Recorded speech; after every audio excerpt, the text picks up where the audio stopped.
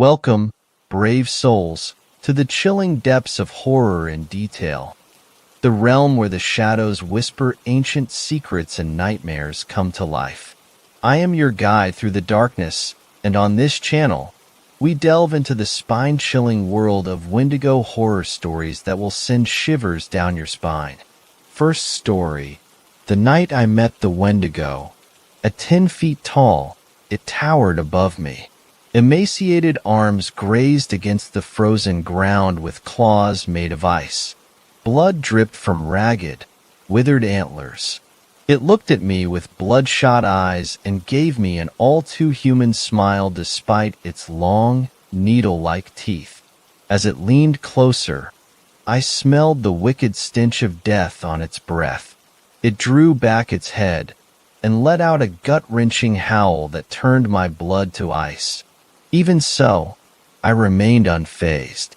Hypothermia had dulled my senses as the temperatures dropped. I had come here to die, and one way or another, it was going to happen.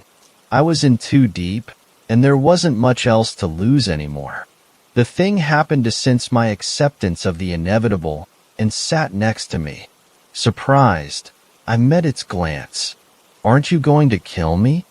It looked down upon me, and something in its expression changed. For a split second, it looked wise, almost human. The sky grayed as it began to speak. No. Its voice was low and rasping. "Your suffering now feeds me more than if you were dead." I stared off into the darkness. The thing next to me took out a glass jar. It was roughly the size of my head, but was dwarfed in the being's hands. As it opened it, its claws scraped against the glass like nails on a chalkboard. It looked down at me. "Your anger warms you now, but all fires burn out. You won't have much longer." It wasn't wrong. There was no way I should be alive right now. With a swift motion, it struck my face with its claw and sliced open my cheek. But no blood came. Instead, a milky, iridescent fluid leaked out of the wound. It billowed and swirled around my head. Memories. Beautiful, wonderful memories. I saw my sister, tall and lanky with wavy blonde hair, spinning in her favorite skirt. I could almost hear her laugh, dancing to the radio at midnight when she thought no one could hear, squealing with delight as we sped down the highway with the windows down. I smiled, but soon the memories turned sour. I then saw her body, limp and broken after I took that turn too fast. The car was crumpled into a tree, and I could only watch, helpless as my life burned to the ground in front of me. I felt the heat rise up in my chest, but the creature collected the haze around me in a jar and shut it. I snapped back to a cold, gray reality. I felt numb. I couldn't feel anything. I didn't know anything. Who I was, where I was, or what was sitting in front of me with a terrible smile on its face. But at that point, I couldn't even care. "She forgives you," it said as it lumbered off into the night. I didn't know who he was talking about, but the snow around me had formed a warm blanket. The stars began to fade away, and I knew then that it was time for me to go. Second story: I regret going to a haunted mansion in a theme park. I'm Jacob, a guy in 8th grade who was part of a trio friend group. With me, Adam and Jordan. We all had a strong connection together, and everyone liked everyone the same amount. We did lots of things together, like going to concerts, movies, and, most importantly, theme parks. We went to lots of theme parks together, having been to 3 theme parks already in 8th grade. This time, we decided to go to yet another theme park, this time during Halloween nights, meaning there were scare actors everywhere, haunted houses, and the best of all was that we were able to stay until 11 p.m. Jordan came up with the idea to go to the theme park, and we all thought it was a good idea. After convincing us to go to the theme park, he also wanted to visit one of the haunted mansions to see what it was like. I agreed because, in my opinion, When you go to a theme park on Halloween and you can do this kind of stuff, you should. Adam was less willing to go because it was quite expensive, and he didn't really like that kind of stuff. We still convinced him to go, though, and the three of us were very excited to go.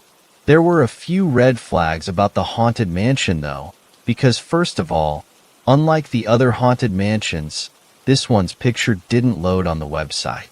Second of all, it was twice as expensive as the other haunted mansions. Third of all, there weren't any videos of the haunted mansion, unlike all the others. I didn't think much of it, though, and still really wanted to go. Fast forward to the day of the theme park. My dad brought all three of us to the theme park, and when we arrived, we were all bouncing with joy. We entered the park and probably went on every ride at least 4 times. We were able to do that because the park wasn't very popular, so the lines were pretty short. We even got some bat wings, which were just spicy chicken wings renamed because of Halloween. They tasted really good, and when we were done eating, we found out that we had to go to the cart that would bring us to the haunted mansion, which was at the start of the park. We showed the staff our passes, and we went on the cart with like 30 other people. The first weird thing about the haunted mansion was that it was outside the theme park itself, so the cart transported us outside of the park. I didn't really mind though, so I just started talking with my friends while we were transported. The cart consisted of a train with like 5 wagons, with each of the wagons having a light strip on the roof so we could see in the dark, because it was like 9 p.m. when we went on the cart. On a road next to us, I could see another cart going back to the theme park with its lights off and no one inside. I thought that was just to scare us, so I didn't really mind that either. Then, suddenly the lights of the cart started flickering, and a voice said, "You should leave and return back to the theme park now, before it's too late." Again, I thought this was just to scare us, so I didn't mind anything of it. Adam did, though. He said it was all a bit sketchy and he was getting scared. I told him that it was the point to scare you, and said he needed to calm down. After about half a minute, the voice came back and said, "You all had your chances to leave. Now it's too late." I could see on Adam's face he was scared, and to be honest, I was getting scared too. Jordan, on the other hand, didn't seem scared at all. About a minute after that, we made a turn into the woods and arrived at a building. We were all told to get off the cart, and the doors of the building opened, and we went inside. For some reason, I decided to look back, and I regret that now. I saw the cart driver, but something about his face wasn't right. His eyes were nothing. They were just holes into nothingness. I thought it was just my mind playing tricks on me because it was 9 p.m. after a whole day of walking in a theme park, so I was pretty tired. The doors were closed behind us, and I got a weird feeling in my stomach. It all just didn't feel right. I asked my friends if they felt that too, and they both said yes. In the building, there was a house, which was the haunted mansion itself. I had no idea why they put a building inside of a building, but I really didn't care. We were there, told the guy waiting there we were with 3 people, and we waited until everyone before us went into the haunted mansion. Every now and then, you could hear screams, but I thought the screams were just for scaring purposes. When it was our turn, we went into the haunted mansion. We were greeted by a scare actor, who told us that we weren't allowed to run. We all said okay, and he led us into a hallway that felt like it never stopped. A bunch of scare actors started jump scaring us from paintings, jumping out from fog, secret doors, etc. Then after a while, when we thought we were almost done, a demon-like spider figure with those same void-like eyes came running from behind. We all thought it was just another scare actor, so we kept walking at a normal pace for a while. When it kept running at us and didn't slow down even the slightest, we got kind of scared. So we started walking faster and not looking back. Then I suddenly heard a slash, a scream that sounded like Adam's, and I started running at full pace. The scream kept going on, and after that finished, it was silent for a few seconds, and I heard Jordan screaming. At this point, I knew it wasn't a scare actor, so I started running for my life. When I finally reached the end of the hallway, opened the door, and ran back to the theme park without stopping to breathe for even a second. When I arrived at the theme park, I noticed no one was there, and every ride was suddenly gone. I looked back, saw the thing again, running full pace after me. Then I passed out. I woke up in the same spot in the morning, and the theme park was completely gone. I called the police, they arrived, asked me a few questions, and they brought me back to my house. My parents were so worried about me, and when I saw them, I hugged them both as hard as possible. Something just didn't feel right about the hug and them. Nothing feels right. Every now and then when I see anyone, I see the void eyes. I'm not safe. When I try to find anything about the theme park, I get nothing. Help me. Third story. I used to work at a haunted hotel. Look, before I get into what happened, I just want to preface this by saying I know how mundane the title sounds, okay? I know all hotel workers claim their place of work is haunted, but this one was different. If it didn't sound so stupid, I'd say the place was possessed, or even a demon itself, somehow taking on the form of a building. I started working there the summer I finished school. I'd gotten my A-level results, and I have to admit, I hadn't put in enough work for them. I'd scaped 2 C's in AD, barely passes, and not good enough to get into any of the universities I'd applied for. My mom was disappointed in me, surprise, surprise, and gave me 2 options. Try and get a uni place through clearing, or get a job and pay her rent until I could afford to move out. Obviously, I picked the latter. The hotel was called Grimhale and was less than an hour's drive from home. I was interviewed by a short, balding man with tired eyes and a weirdly pink scalp, as if his hair had been pulled and not fallen out naturally. He introduced himself as Ned and seemed eager for me to start.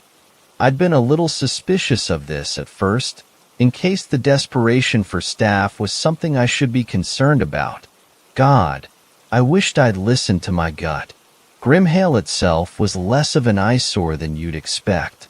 It had 5 floors, with 24 rooms on each, splitting off of snaking corridors, carpeted and wallpapered in fading shades of red and brown.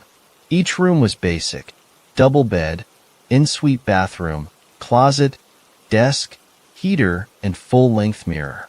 Strangely, none of the rooms seemed to have windows, despite the fact many of them had external walls, and the building itself appeared to have windows from the outside.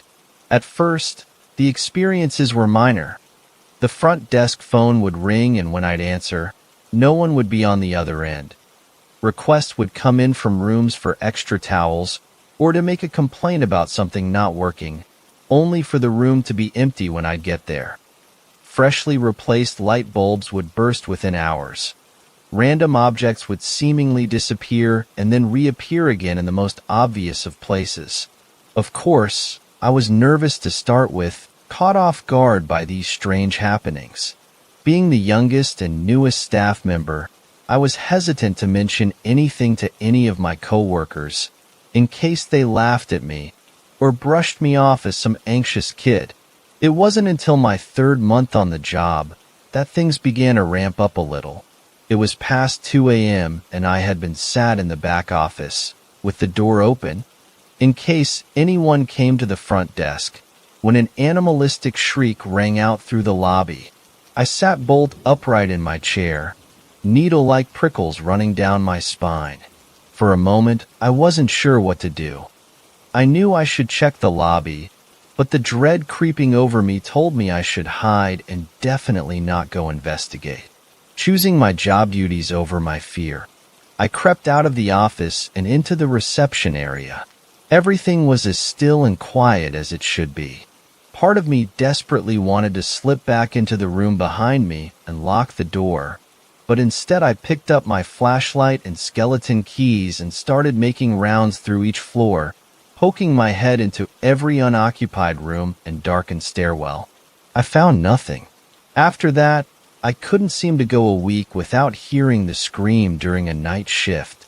Oftentimes, when I worked a morning shift, guests would come by the reception on their way to breakfast and complain about seeing someone in their room the night before. They usually described a dark figure with a slim build standing in their room, blocking the door or looming over them before fading into nothing. These sightings only seem to happen on floors 2 and 4, most frequently in rooms 2, 7, 15, 19, 21, and 23, and more often than not, with women. Every time I was sent to clean one of these rooms, I would try to wrangle someone else into coming with me. Not because I was lazy, but because I hated being in those rooms alone. But normally, there weren't enough workers on shift to allow 2 people to go do a single-person job. It would be fine when I'd first enter the room, but the longer I'd be in there, the seemingly heavier the atmosphere would get. I'd feel like someone was staring at me constantly, a pressure building in my head until a migraine would begin to burn behind my eyes.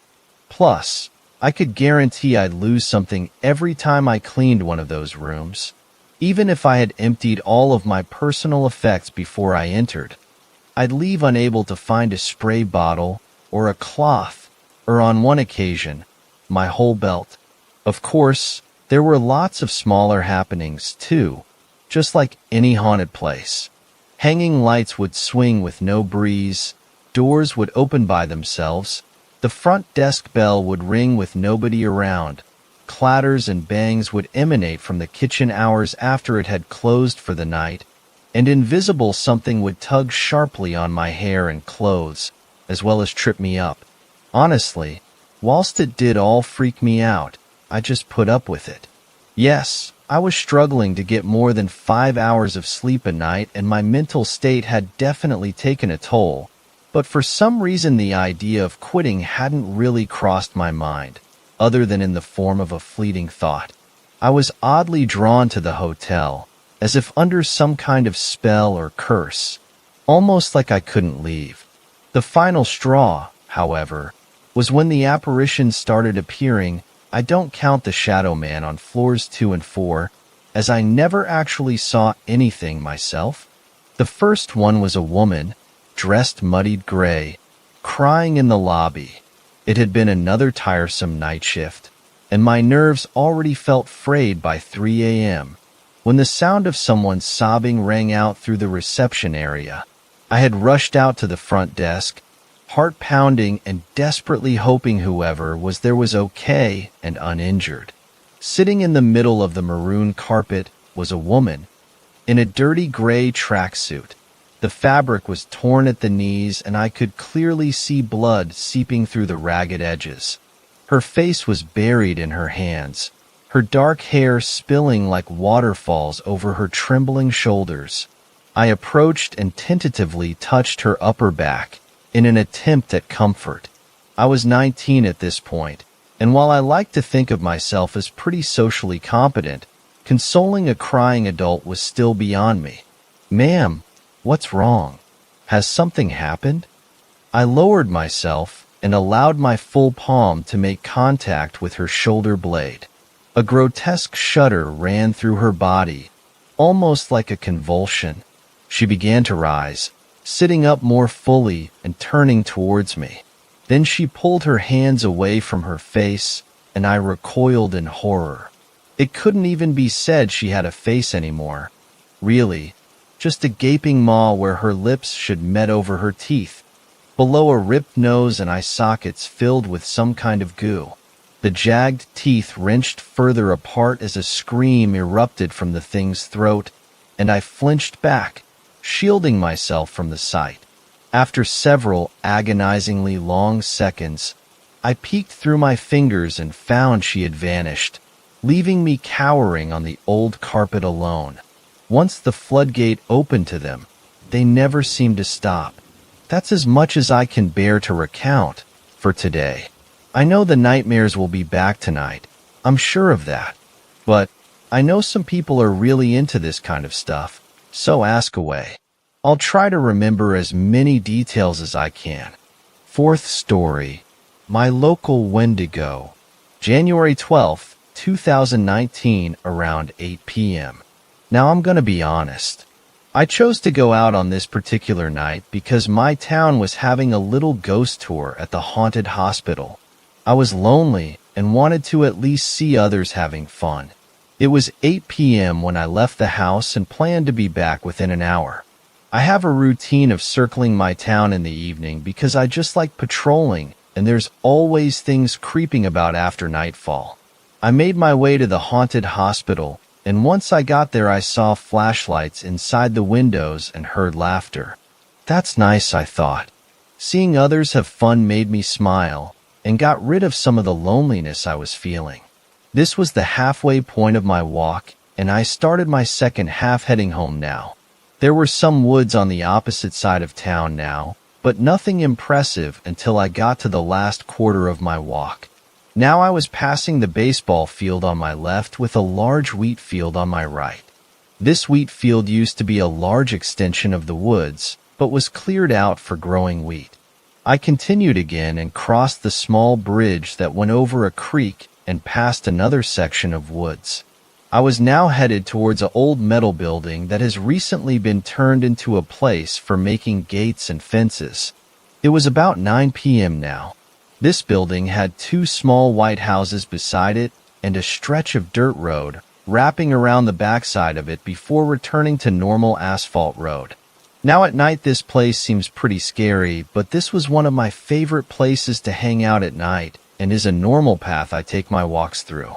As I was coming up to the dirt road I saw a very tall 8 to 10 foot pale figure with lanky arms almost dragging the ground. About 40 feet ahead of me briskly walk from the white houses to the woods. I stopped walking. What was that, I thought. Its size confused me so much that I had forgotten my previous encounters with a smaller version of it. After a few minutes of standing there, I convinced myself to continue walking forward. I mean, I was an adventurous person, and there's no way I was just going to turn tail and go home when I just saw something so odd and out of place. Not even 15 seconds into walking forward, this sudden heavy sense of dread overcame me like a giant weight crashing down on my shoulders. My instincts were telling me something was really wrong. I turned my iPhone light on and shined it at the woods. Nothing. I kept walking while keeping my head on a swivel, looking in all directions to keep my surroundings in check. About the 5th or 6th time I looked at the woods, I saw it. A huge bleached white humanoid figure crouched on all fours. It was easily still 5 to 6 feet tall even though it was bent over. Its black eyes paralyzed me. It had a big round bald head and extremely emaciated body, void of all hair, with very long, almost dislocated-looking arms and legs. Its legs were like a flamingo bird's at the knee, as it bent backwards instead of forward.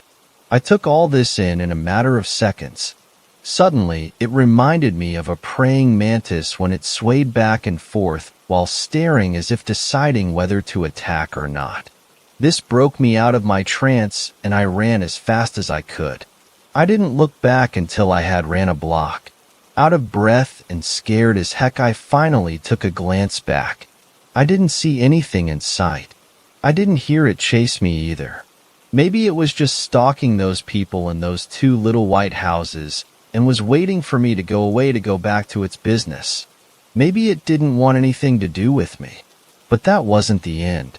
I got home, took a shower, and turned out the lights before I hopped in bed when suddenly there was something tapping on my window. Top, top, top. 3 taps and nothing else. I laid in my bed that night wondering whether it had followed me home or not. A string of bad luck ensued afterwards the following weeks. I was constantly burning stuff on the stove that was relatively easy to make, and I was an excellent cook on top of that.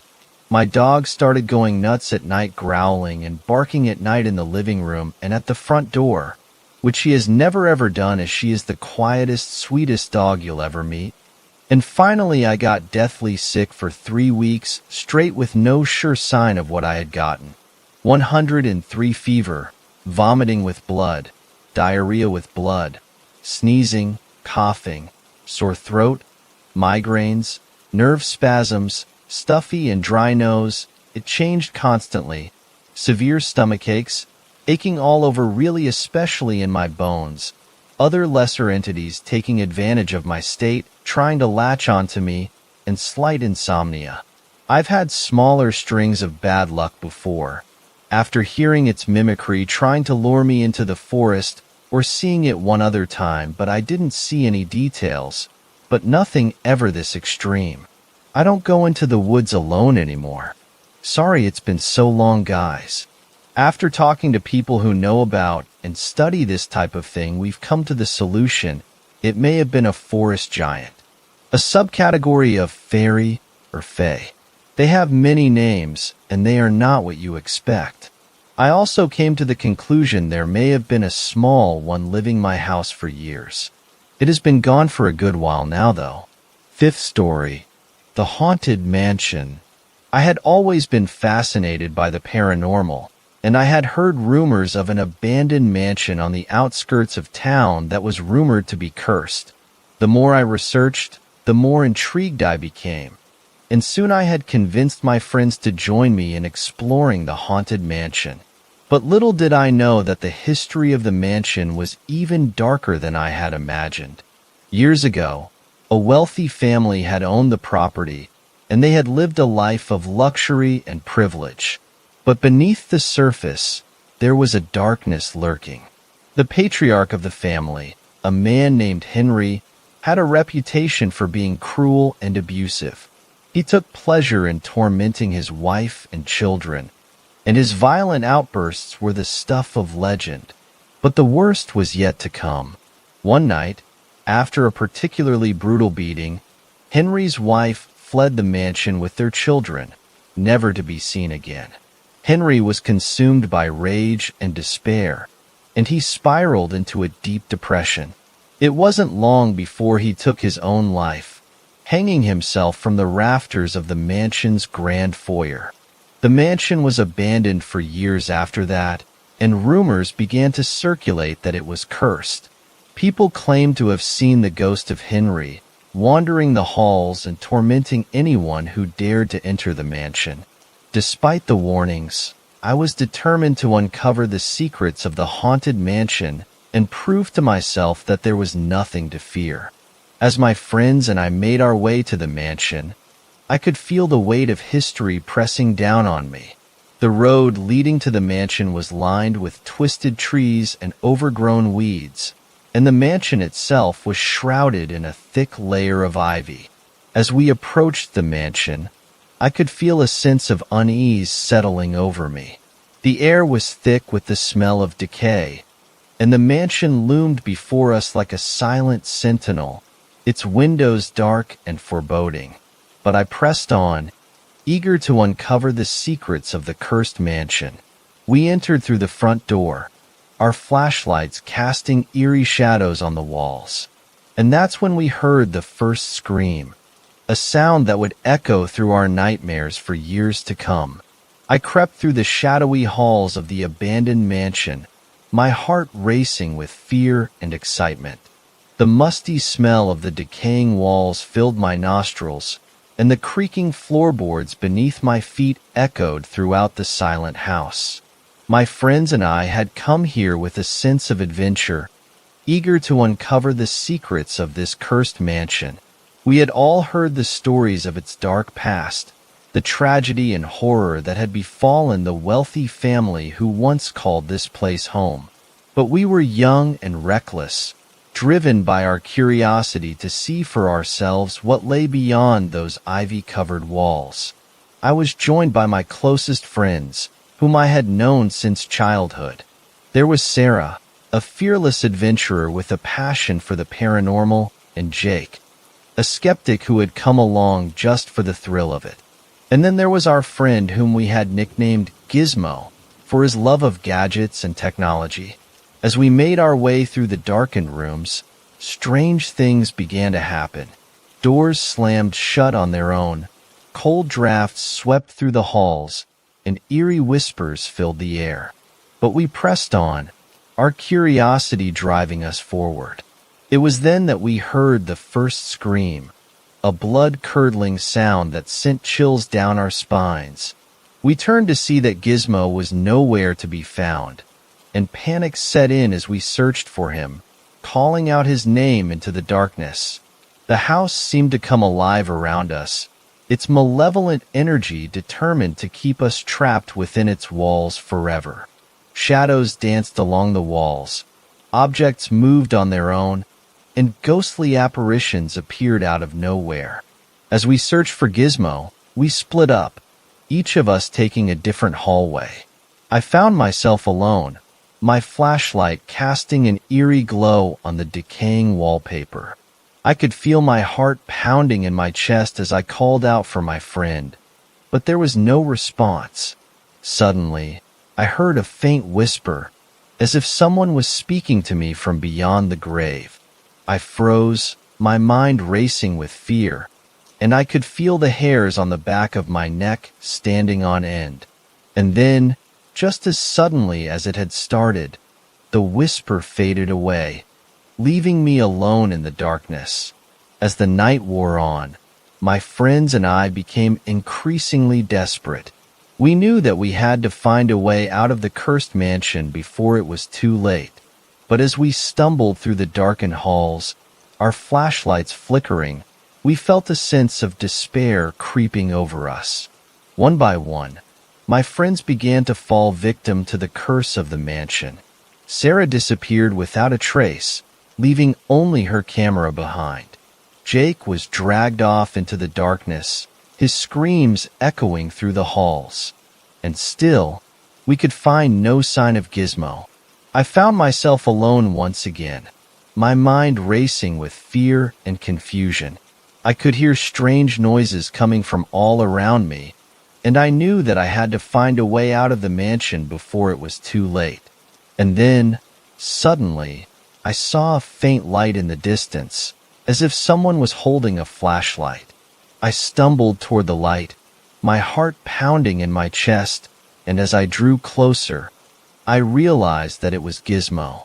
He had somehow managed to find his way out of the mansion, and he was waiting for me. Together, we stumbled out of the mansion, our minds shattered by the horrors we had witnessed.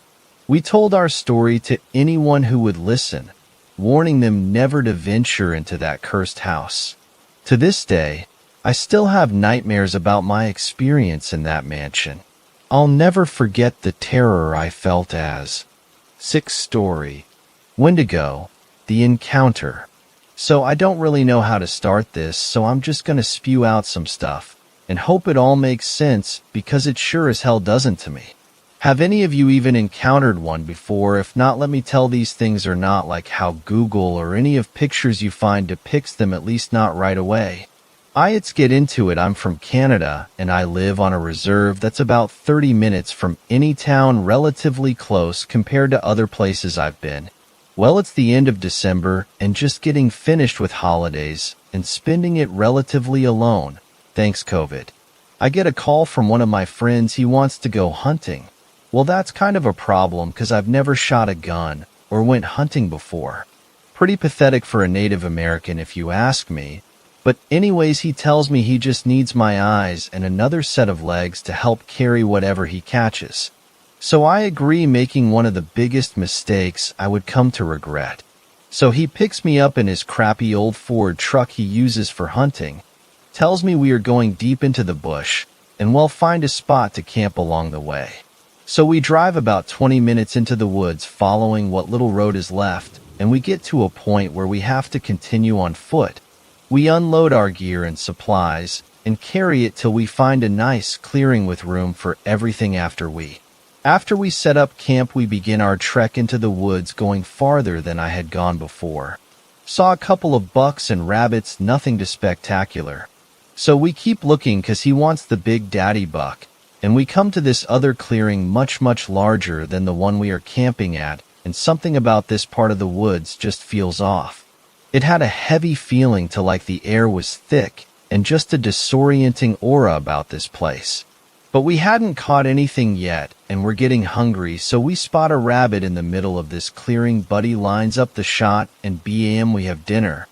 So being the one without the gun, I go to get our little dinner in the middle of this clearing, and I notice something odd, that it's a perfect circle. No tree stumps, no sign that any human had made this gigantic circle. I also happened to notice what looked like claw marks on the trees surrounding the area. Buddy said it's from bears sharpening claws and marking territory, but the marks were so deep into the trees it seemed off. Anyways, it's dark out now, and we are back at our campsite eating and talking about how crazy this pandemic shit is. I also brought up the clearing we were at and how weird it felt to me. I wanted to know if he felt like that too, or if I was just exaggerating. My anxiety makes me do that sometimes. To which he said, yeah. He noticed the change in the air too and said it made him feel dizzy and worn out, but he also said it just could have been from the long day we had. So on that note, it was time for bed. We both slept in same tent. It's the middle of winter, and bundling up can only do so much, plus he was like a brother to me. It had to be around 1 a.m. when we both woke up to sound of the most horrible scream I'd ever heard. What that fuck was that? Was my first though. I'm guessing my friend was thinking the thing as he looked at me with fear on his face. I know, because I was afraid too. So he grabs his gun, loads a round into the thing, and we just sit there for a while and listen.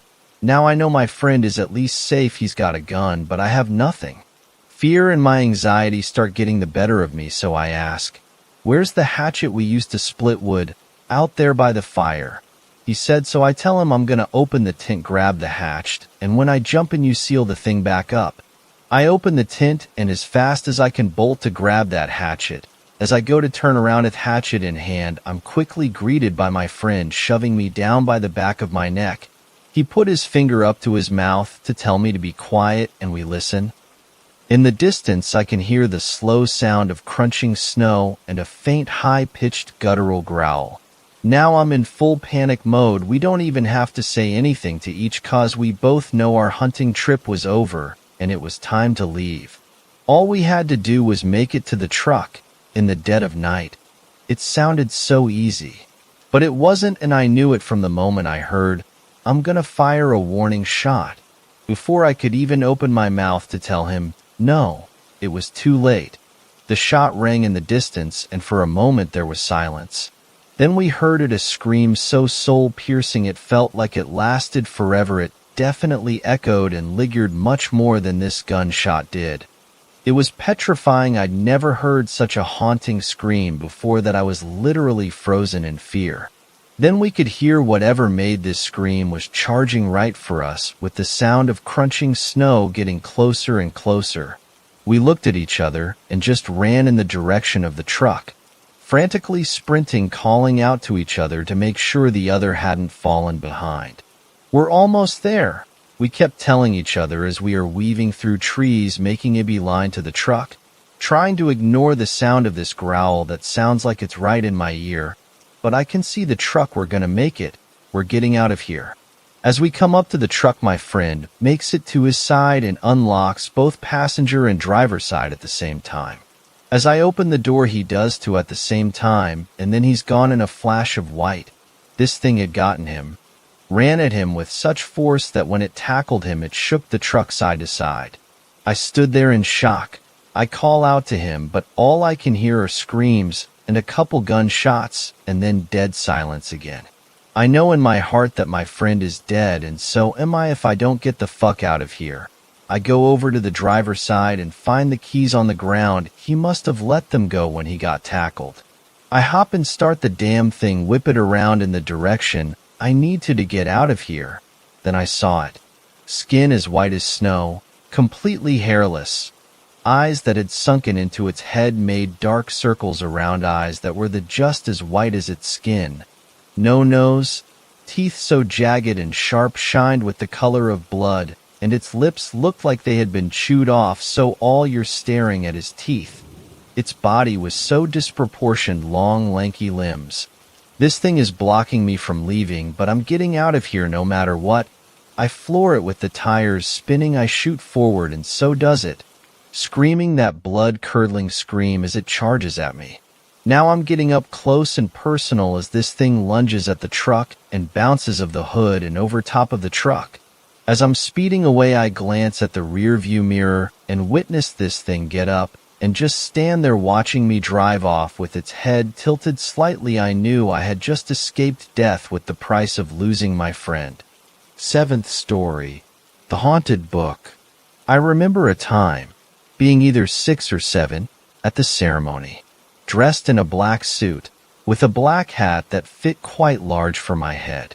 People sat in rows, all wearing the same attire. Some were crying, while others stared at the brown coffin or into the abyss with no primary focus. A bit of silence had gone by. Then, we are here today to grieve the loss of Mrs. Betty Jamerson, who was a grandmother, mother, daughter, and friend.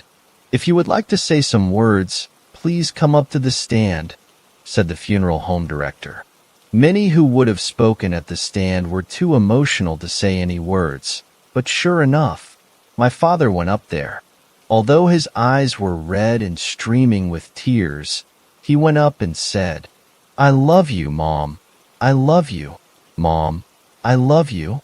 The urge to weep overcame his ability to finish, with the pain in his voice being heard throughout. This made me tear up because I had never seen my father so emotionally distraught.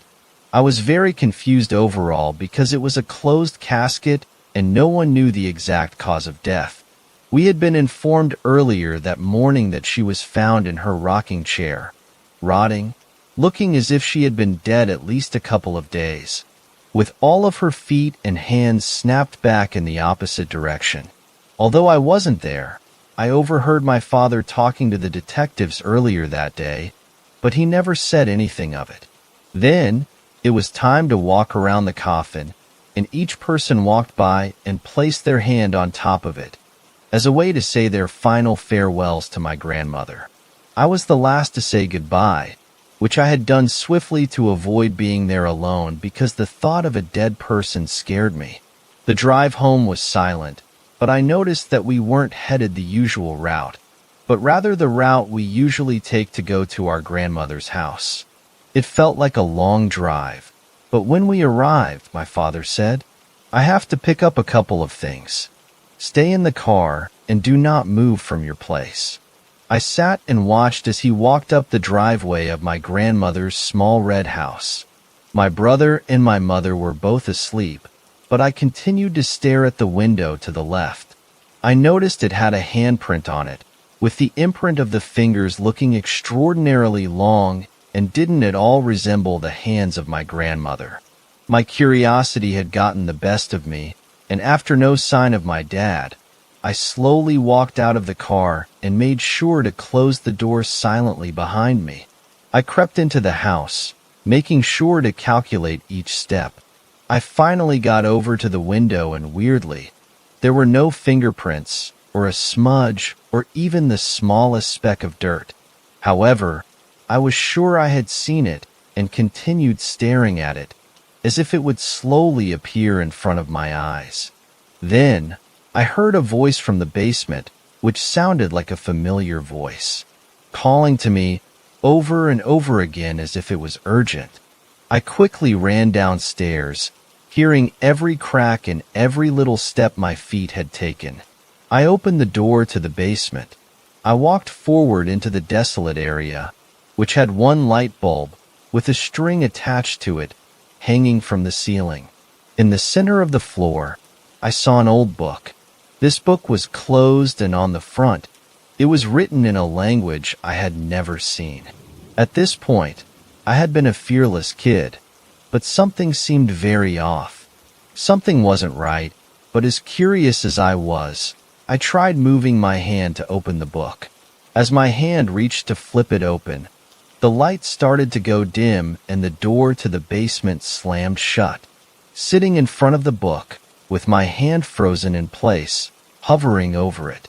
I was terrified and felt trembling through the entirety of my body. I couldn't move and felt like I was glued in place. Being there for what felt like an eternity, I then heard steps coming from the stairs.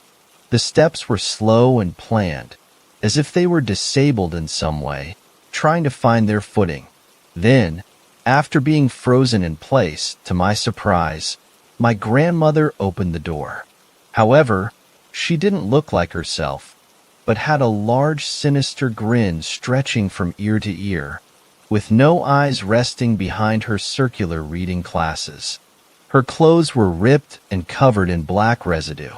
There was a large moment of silence, which was followed by my grandmother saying in a sinister, deep voice, "Grab that book for me, sweet baby." Story: A Malayan haunted house. His fever wouldn't subside, I thought, struggling as a surge of panic welled in my chest. Matthew had always been a sickly child, but this was different. I cradled his head, feeling the unusual stiffness in his neck. His eyes looked as though they had seen too much for his 5 years of age. It was the living room. It was the damned house. I fished my phone from my pocket, careful not to disturb Matthew. 11:45 p.m. My husband should have been home by now. A part of me resented him for making us go through this ordeal. I quelled that thought. This wasn't the time nor place for conflict.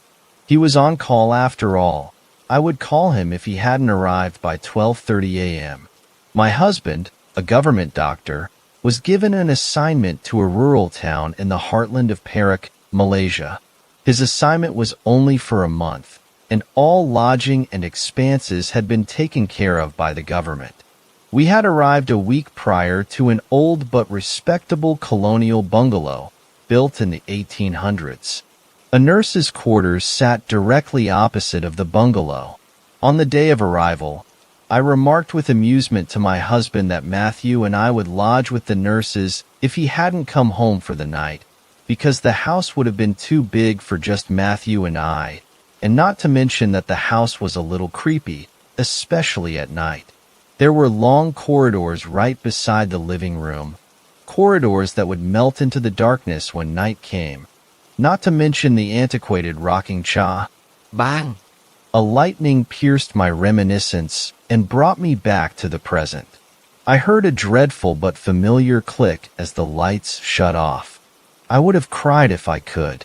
I would have run out of the house with Matthew if I could. I willed myself to remain calm. After all, wasn't I the rational one in the family? Matthew was in no shape to move. Doing so would only worsen his condition. My husband would return, and we could talk about moving to a different lodging. After all, it was just darkness, and no darkness was as bad PO. Wait a minute. Did I see the rocking chair by the window move in my peripheral? It couldn't be. I directed my gaze to the chair, willing my eyes to adjust to the darkness, and silently praying for the chair to remain still. I breathed a sigh of relief as I saw that it was indeed still. I pinched myself. Snap out of it. Your paranoia was not doing Matthew and myself any good. Matthew moaned and I began rocking my body back and forth, hoping that the lull would put him into restful sleep. Almost immediately, the hairs on my hand began to stand, and I began feeling an overwhelming sensation of dread. I instinctively shut my eyes, unwilling to come to terms with what may be lingering in the room. Supernatural or not, I did not want to know. And then I heard Matthew crying, although his cries seemed to be coming from the floor above. His sobs were agonizing, almost exaggerated, and it was unlike any I had ever heard. They sounded as if he was tormented. Worse, he sounded unhuman, as if an entity was making a mockery of what a human child would sound like. Without thinking, I scooped Matthew and dashed for the door, running frantically towards the nurse's quarters. I banged on the reception door like my life depended on it. Almost immediately, A matron opened the door and ushered me into the quarters. Without asking for an explanation, she prepared a room and asked us to rest for the night. I was too tired to protest as I embraced Matthew and fell into deep slumber. I woke in the early morning to Matthew's snores. Gingerly, I placed a hand on his forehead and was relieved that his fever had broken. It wasn't long before I heard my husband asking for us in the corridor outside.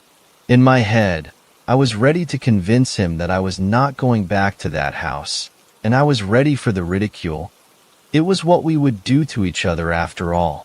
I was surprised that he agreed to us staying in a hotel for the duration of his placement in Perak.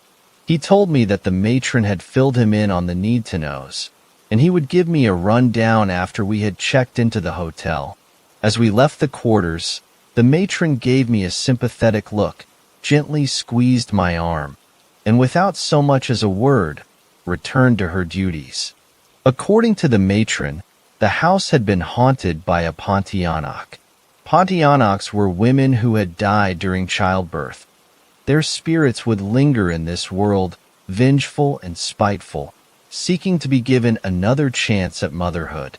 Unfortunately, there was no way that the nurses could report the hauntings to the government. After all, governance had to rely on facts in making decisions, not superstitions. On that night, at approximately 12 a.m., the matron saw a beautiful woman sitting by the window of the old house, in the rocking chair, brushing her hair. To her horror, the woman removed her head, placed her head on her lap, and sneered at the matron, as if she was aware that the matron had spotted her. I did not blame the matron for not coming to my rescue. After all, the matron had not known that I was in the house with Matthew, because the lights were off. Oh, and the matron mentioned to my husband, almost as an afterthought, a telltale sign that a Pontianak was at a distance was the loud and nearby wailing of a child. If you'd hear a child crying at a distance, say upstairs, it meant that she was right beside you. Ninth story, Wendigo stories. When I was young, I often spent parts of summers with my grandmother in her home out in the country. It was my favorite place in the world, and I always looked forward to the week-long stays of gardening, baking, late-night fires with s'mores and ghost stories, and enjoying having my grandmother all to myself. There was a pond, not far from her house, where I would sometimes go to swim. It was home to quite a few frogs, and at night they made the most incessant noises. I complained to my grandmother only once, saying I couldn't enjoy the night breeze with all that racket. She took me on her lap and told me a story about an old man and woman who lived near a lake. The old man couldn't stand the singing of the frogs, but his wife told him that they kept the Wendigo away, and to harm them would be unwise. Well, he didn't listen and set about methodically catching all the frogs on the lake. It was a process that took some time, but he did not stop until he had rid the lake of the pesky amphibians. That night, without the protection of the frogs, he and his wife were slaughtered by the Wendigo, a vicious, whip-like demon creature with elongated fingers ending in razor-sharp talons, and rows of silver teeth as thin and keen as needles. I wrote it off as another of her ghost stories, though she seemed more serious than usual about it. I never complained about the frogs again, mostly because I grew to enjoy them and put the story out of my mind. In fact, I'd forgotten all about it until it came up this past spring in a Native American literature class I was taking in college. The mention of the Wendigo sparked that old memory of my grandmother's story. I thought she had made up the word. I didn't realize there were stories about it, originating in Algonquian legends. Eager to connect something from my childhood to the topic, I Googled it, only to find that my grandmother had apparently been mistaken. There was nothing I could find about the story she had told me, nor any references of frogs providing protection from the Wendigo. In fact, the Wendigo of legends seemed very little like my grandmother's version. They were said to be insatiable, craving human flesh, and sometimes created from the forms of people who had resorted to cannibalism to survive. Descriptions varied, but they sounded almost nothing like my grandmother's bogeyman version. I actually chuckled as I read it, almost a bit embarrassed by how badly my grandmother had messed up the original tale. I changed residences this summer, moving to a newly built, 1,000 square foot, on each side, duplex on the edge of town. The other side is to be occupied by my landlady, who'd had the place built. However, she isn't scheduled to move the rest of her stuff in and begin living there for a couple of weeks. She's waiting for her lease to end. Even though my new place is only a few minutes from the edge of town, it feels much more isolated. I enjoy the seclusion of my new home and its proximity to a more natural setting.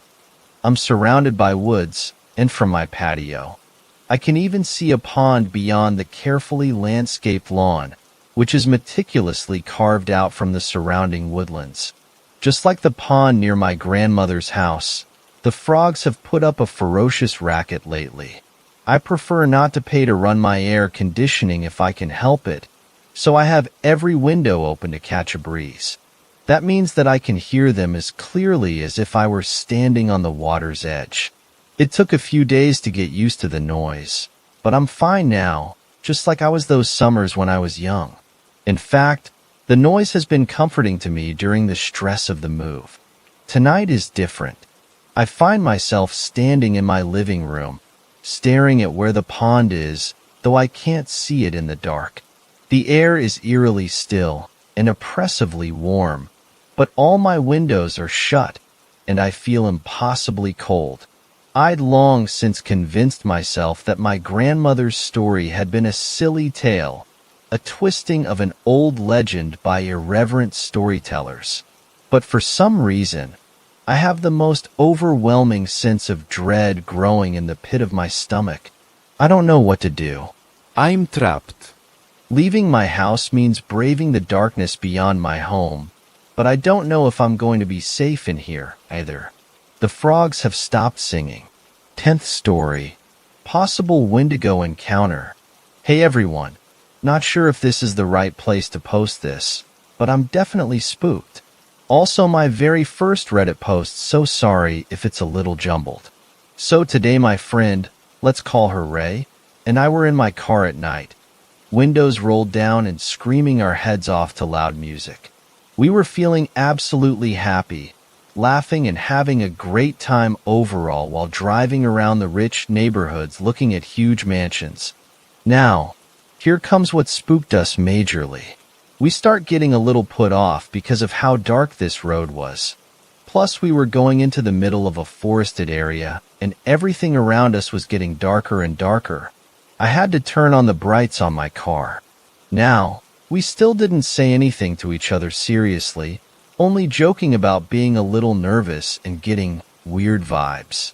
I make the mistake of turning down a forked road, and immediately we feel sick to our stomachs, both at the same time.